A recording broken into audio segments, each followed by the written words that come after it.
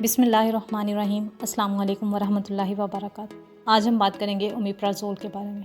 Omeprazole है क्या, इसे किस लिए इस्तेमाल किया जाता है, इसका मोड ऑफ एक्शन क्या है, इसके क्या साइड इफ़ेक्ट्स हैं, इसको कितनी डोज में लेना चाहिए। ओमेप्राज़ोल प्रोटॉन पंप इनहिबिटर है। ये एंटी अल्सर ड्रग है और इसे ओरली लिया जाता है। दिसंबर 1994 में FDA ने इसे एसोफेजाइटिस के लिए अप्रूव किया था। 1996 में ओमेप्राज़ोल को ड्यूडेनल अल्सर्स के लिए FDA ने अप्रूव किया था।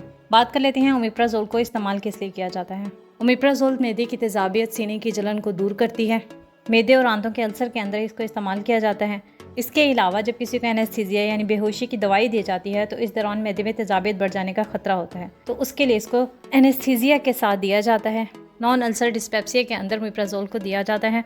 नॉन अल्सर डिस्पेप्सिया में मैदे के अंदर दर्द होता है और इंसान जब भी खाने के लिए बैठता है तो उसको ऐसे फील होता है कि जैसे उसका पेट फुल भरा हुआ है। इसके अलावा इसको रिफ्लक्स एसोफेजाइटिस के अंदर दिया जाता है। रिफ्लक्स एसोफेजाइटिस में मुंह या गले में दर्द होता है, बहुत ज़्यादा उल्टी आती हैं और इन उल्टियों में अक्सर औकात ब्लड भी आता है। इसके अलावा इसको ज़ोलिंजर एलिसन सिंड्रोम के अंदर दिया जाता है।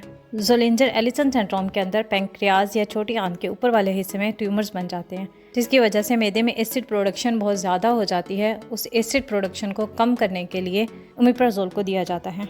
इसके अलावा इसे एसिड एस्पायरेशन सिंड्रोम के अंदर दिया जाता है।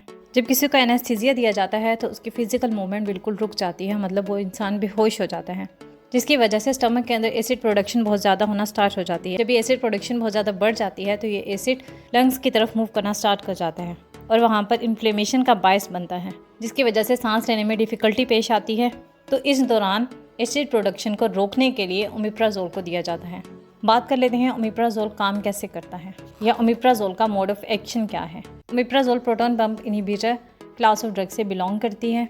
ओमेप्राज़ोल हमारी बॉडी में एसिड प्रोडक्शन को ब्लॉक कर देता है। हमारे स्टमक की इनर लाइनिंग के अंदर यानी अंदरूनी दीवार के अंदर पेराइटल सेल्स मौजूद होते हैं। पेराइटल सेल्स के अंदर प्रोटॉन पंप्स होते हैं। ये पंप्स हाइड्रोजन आयन या प्रोटॉन को बनाते हैं। इसके अलावा हमारे मैदे के ल्यूमन में क्लोरीन पाया जाता है। प्रोटॉन और क्लोरीन दोनों मिलकर HCl बनाते हैं। HCl क्या है? हाइड्रोक्लोरिक एसिड है। ये बहुत स्ट्रॉन्ग एसिड होता है जो कि हमारे स्टमक के अंदर प्रेजेंट होता है। नॉर्मल मिकदार में तो ये हमारे लिए बेनिफिशियल है, फ़ायदेमंद है, लेकिन जब इसकी क्वांटिटी ज़्यादा बढ़ जाती है तो ये हमारे लिए बहुत ज़्यादा नुकसान देता है। ओमेप्राज़ोल प्रोटॉन पंप को ब्लॉक कर देता है। ये प्रोटॉन्स को नहीं बनने देता। जब प्रोटॉन नहीं बनते तो क्लोरीन के साथ नहीं मिलते, इसकी वजह से एसिड नहीं बनता और हमारे स्टमक के अंदर एसिड प्रोडक्शन रुक जाती है। जब हमारे स्टमक में एसिड की क्वांटिटी ज़्यादा हो जाती है तो ये हमारे स्टमक की वॉल्स और इंटेस्टीन की वॉल्स के अंदर अल्सर्स का बायस बनता है। एसिड प्रोडक्शन अल्सर्स को और ज़्यादा इन्हेंस कर देती है, इसलिए अल्सर के केस में एसिड प्रोडक्शन बंद करवाई जाती है, जो कि ओमेप्राज़ोल करवाता है।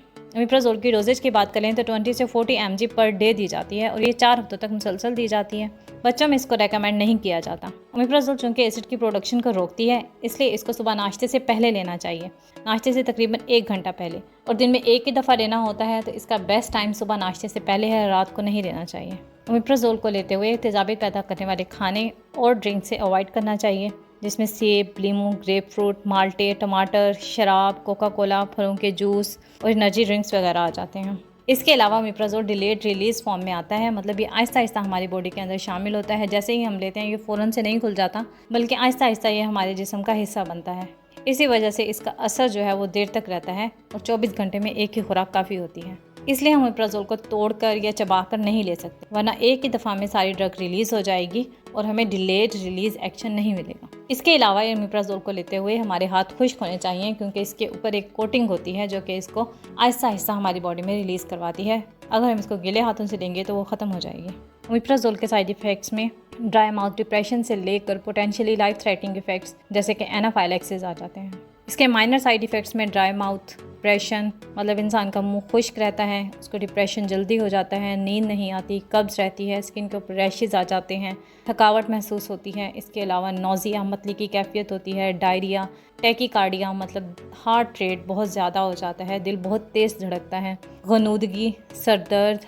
और इसके अलावा ओमेप्राज़ोल का लाइफ थ्रेटनिंग साइड इफ़ेक्ट, मतलब जो जानलेवा साइड इफ़ेक्ट होता है, वो एनाफाइलैक्सिस है।